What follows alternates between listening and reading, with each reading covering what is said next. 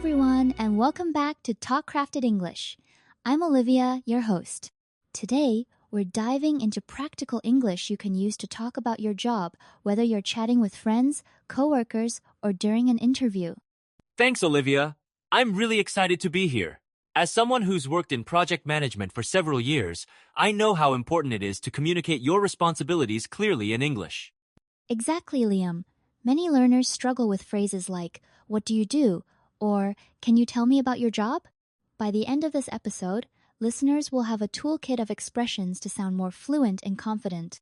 And as we go along, we'll share real-world examples, helpful vocabulary, and some practical tips for mastering these conversations. Let's get started with something everyone encounters: casual introductions about work.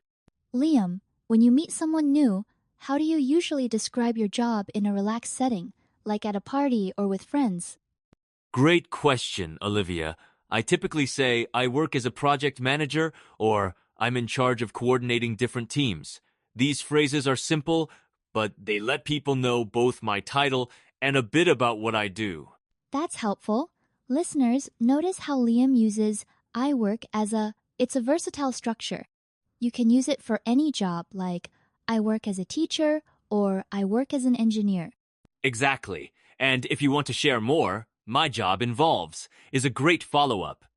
For example, my job involves organizing schedules and making sure projects stay on track. This adds depth without overwhelming the conversation. Let's move deeper. How do you talk about your daily tasks? For instance, what does a typical day look like for you? I usually say, every day I attend meetings, set deadlines, and coordinate with my team. Using the present simple like I manage, I organize, or I lead shows what you do regularly. That's right.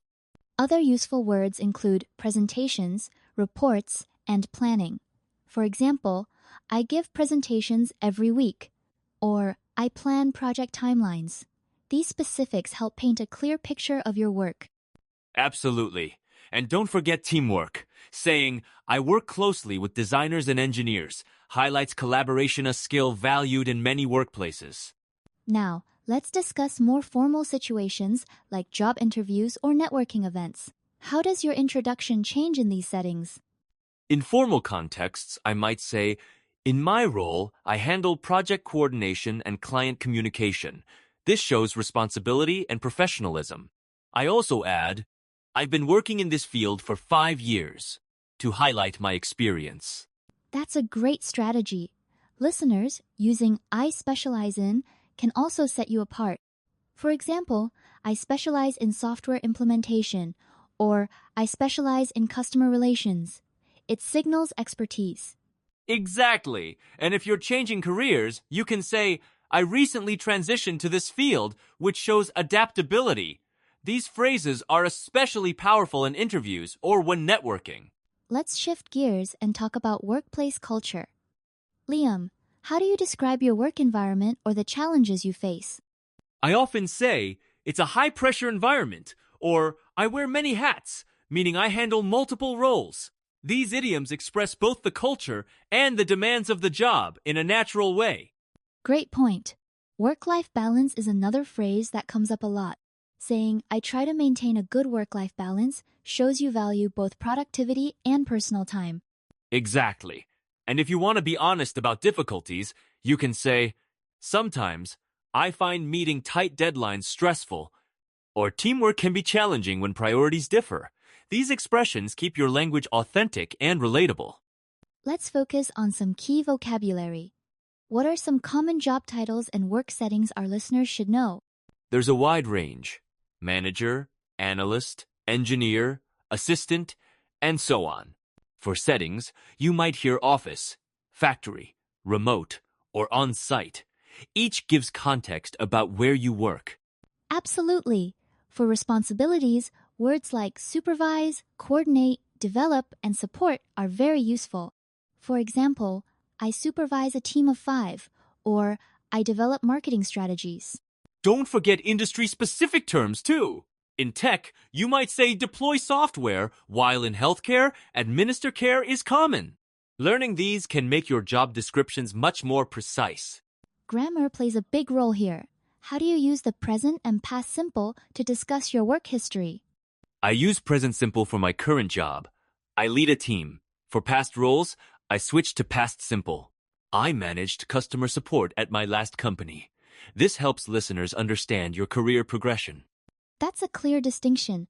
Phrases like I started as an intern or I worked in marketing before are great for showing your journey. This can be especially helpful in interviews where storytelling matters. Exactly. It's like drawing a timeline with your words. And if you want to add detail, you can say, I was responsible for launching new products, which combines both past responsibility and achievement. Let's get more specific.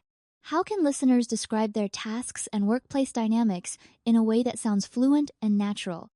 I recommend breaking tasks down. I handle client emails, organize reports, and lead weekly meetings. For dynamics, you might say, we have an open door policy, or teamwork is highly valued at my company. That's excellent advice. You can also include phrases like, we often collaborate across departments, or decision-making is a collective process. These phrases show you understand how your workplace operates. Adding a positive spin helps too. For example, I enjoy brainstorming sessions, or our team supports each other during busy periods. This not only describes your job, but also demonstrates your attitude. Let's move to fluency tips. What practical strategies can listeners use to improve how they talk about their jobs in English? Repetition is key. Try repeating key phrases out loud like, I'm responsible for, or my daily tasks include. Recording yourself and listening back helps catch areas for improvement.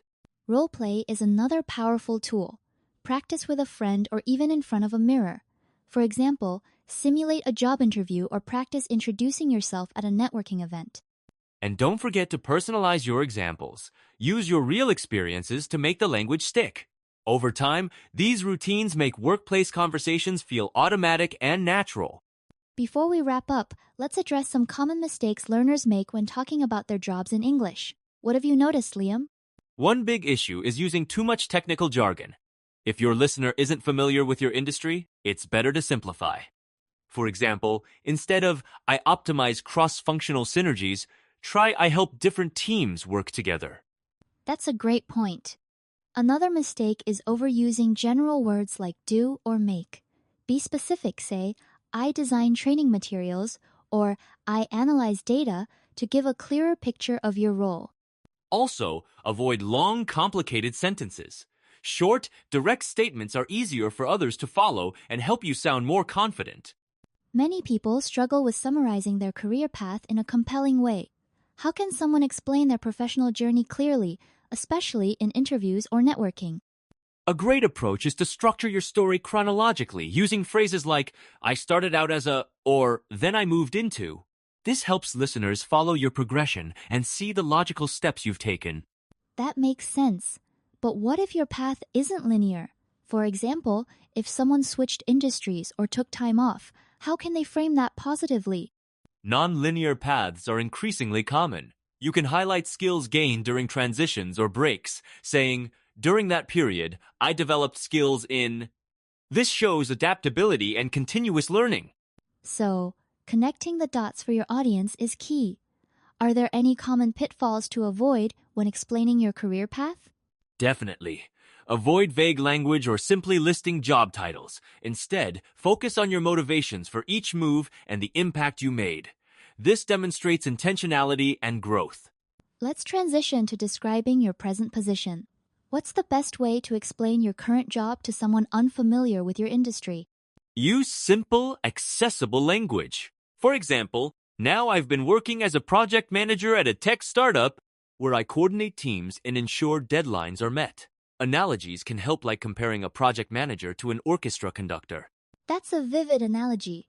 Should people mention specific achievements when talking about their current role? Absolutely! Highlighting measurable results, like I led a team that increased client satisfaction scores by 20%, adds credibility and gives a tangible sense of your contributions.